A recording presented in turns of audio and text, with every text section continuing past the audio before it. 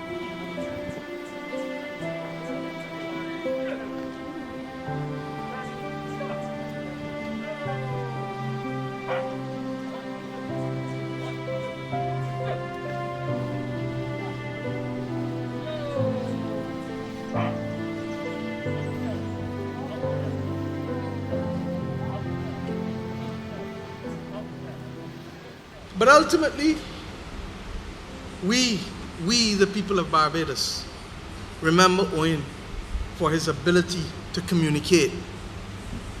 He was a storyteller, a true storyteller. He was a teacher. This skill was built on a finely crafted dry wit and a natural ability to impart knowledge, seemingly without effort. Anybody who went to a public meeting would know that. It was very often accompanied by a mischievous smile and a confident tone that underscored a recognition on his part that he had just scored a boundary, whether a 4 or 6, the audience could determine.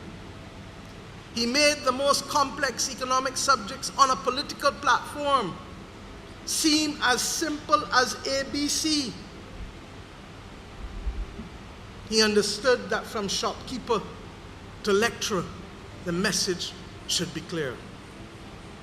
Much of his teaching ultimately, therefore, was done in public through these lectures and through these speeches, which fortunately remain accessible to all, and in many instances as relevant now I say regrettably, as the day they were delivered, only because of the long arc of development that we of the small states must travel to bring change.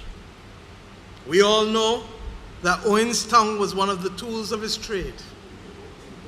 It could equally be his weapon of choice, and I dare say for some, a weapon of mass destruction.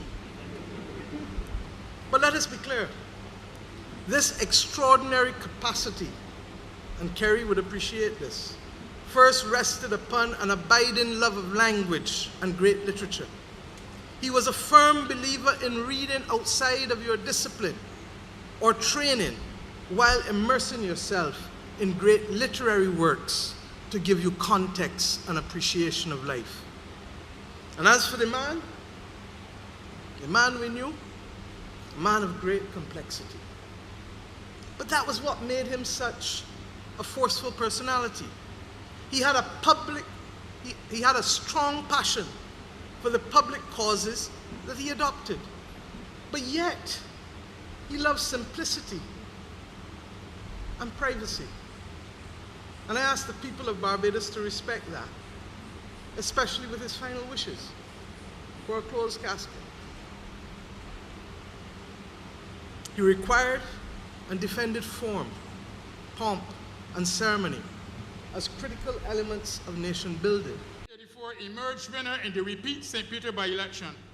The untimely death of Prime Minister Tom Adams in 1985, coupled with the financial proposals of Dr. Richard Haynes, contributed to the BLP defeat in the 1986 general election, but Owen was again victorious in St. Peter. Thereafter, however, a rapid sequence of events reminiscent of the biblical story of Mordecai in the book of Esther catapulted Owen first into leadership of the opposition. Then came the famous no confidence motion, and I would always remember that I had to mention this. Owen had the utmost respect for Prime Minister Sandiford, both as a teacher and a Prime Minister. And I will always remember the words that prefaced the no confidence motion. Speaking, Mr. Owen said, "Mr. Speaker, sir, on this particular matter, it is extremely difficult for me to speak, but it is impossible for me to remain silent." Then came the successful no confidence motion. A general election was called by the Prime Minister, Sir Lloyd Erskine Sandiford. The BLP won the election, and Owen Seymour Arthur became Prime Minister of Barbados in September 1994. That was the beginning of 40 years of excellence in the economic and political history of Barbados. Under his tenure as Prime Minister, he practiced the politics of inclusion, was decisive under pressure, never forgot his St. Peter village grassroots, was always down to earth, would sit down with the fellows and play dominoes while discussing any subject. He always sought to serve and uplift his constituency, his country, and young economists and politicians. The election promise of 30,000 jobs became a reality, and the chorus "We Going with Owen" reverberated across the country. He exhibited very creative management of the economy, was an astute politician, and an unapologetic Caribbean integrationist. A very sad moment in my life, in Speightstown in his life, in previous St. Peter, to see Mr. Professor Seymour, past Prime Minister of Barbados, Parliament Representative of St. Peter, passing here today. It's a great loss.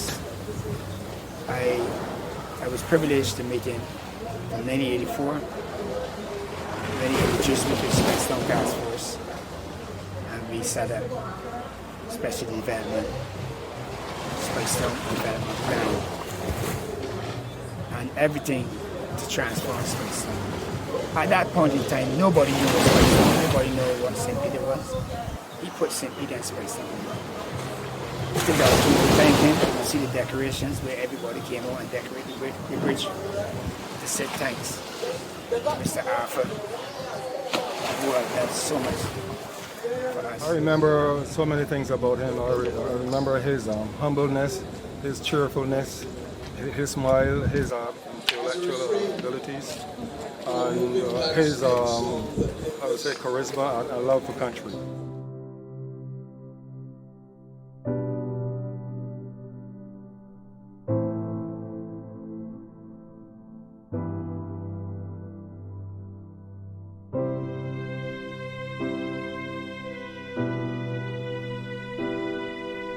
I